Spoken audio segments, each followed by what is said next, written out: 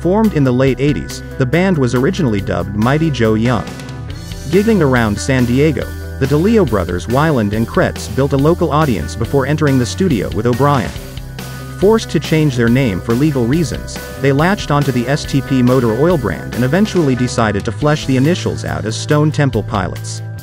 They signed with Atlantic in 1992 and delivered their debut core later that year. A balanced blend of sleaze and introspection, the set was an immediate success and yielded a handful of hit singles, including the mainstream rock chart topper Plush. An MTV Unplugged recording was released the following year, producing another radio hit, Big Empty. Riding the wave of mainstream popularity, they issued their sophomore album Purple in 1994.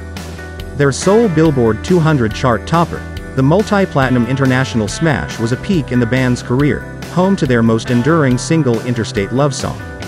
Following the success of Purple and its accompanying tour, the band took some time off, during which Weiland developed a heroin addiction.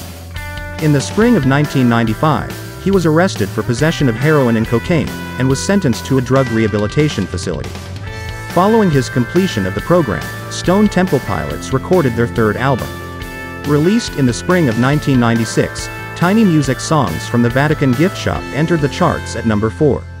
Featuring a bold glam rock sound, the album included 3 hit singles, each of which went to number 1 on the mainstream rock chart.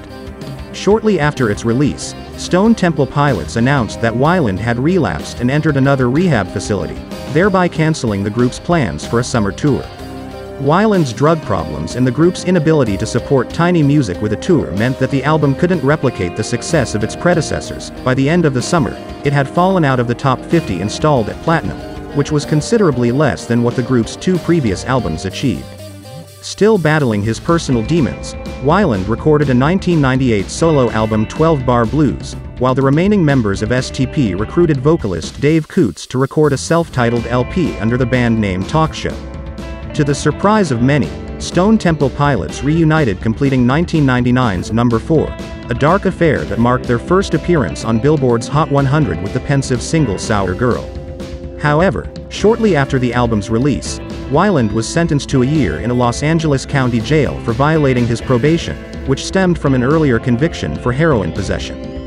Despite these continued setbacks, a newly rejuvenated Stone Temple Pilots and a sober Weiland emerged seemingly stronger than ever at the start of the new millennium.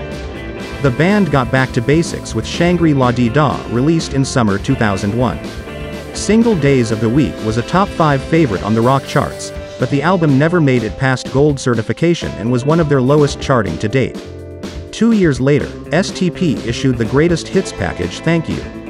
The audio-only edition featured 15 tracks, 13 hits spanning the group's entire career, an acoustic version of Plush dating from 1992, and the new track All in the Suit That You Wear, while a special CD and DVD format included 3 hours of videos, live performances and behind-the-scenes footage.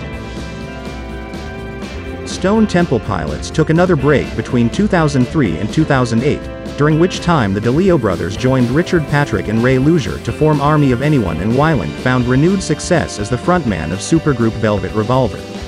After clashes with his bandmates including Slash, Matt Sorum and Duff McKagan of Guns N' Roses resulted in his exit from the group, Weiland reunited with STP and embarked on a successful reunion tour in 2008. The band returned to the studio 1 year later, emerging in 2010 with the release of Stone Temple Pilots, their self-titled 6th album. It reached number 2 on the US album charts, and the band embarked on a worldwide tour that wound up being documented on the 2011 live video Alive in the Windy City. STP were planning to continue a tour in 2012, possibly playing their core debut in its entirety, but these plans fell apart, and on February 27, 2013 the group announced they had fired Weiland. On the following day, the singer countered that this was all a ruse to boost ticket sales and that lawyers would straighten out the situation, but the remaining members of Stone Temple Pilots soldiered on without him, appearing as surprise guests at KROQ's annual Weenie Roast that May with new vocalist Chester Bennington from Linkin Park. The new outfit billed as Stone Temple Pilots, with Chester Bennington issued a single Out of Time, which landed on their sole release Together High Rise. Bennington toured with the band until 2015, but soon returned to his efforts with Linkin Park. Later that year, on December 3, Weiland was found dead in Bloomington, Minnesota while on tour with his band The Wildabouts. Following Bennington's departure, Stone Temple Pilots set out to find his replacement by holding auditions online. Before they could announce a new singer, Bennington passed away on July 20, 2017. Despite the tumultuous and tragic decade, the band celebrated the 25th anniversary of Core with a super deluxe edition released in September 2017. Shortly afterward, they hired Jeff Gutt, who had previously appeared in the US version of the television musical competition The X Factor, as their new lead singer. This STP lineup released the band's second eponymous album in March 2018. Stone Temple Pilots debuted at 24 on Billboard's Top 200. The group closed the decade with the release of another anniversary super deluxe edition, this time for Purple. In 2020, STP switched directions for their 8th studio album and second with Gut Perdita. The acoustic affair featured unexpected instrumentation, flute a string section, saxophone, and even a marxophone, and included the single Fare Thee Well. The album hit number 21 on Billboard's Top Alternative Albums chart,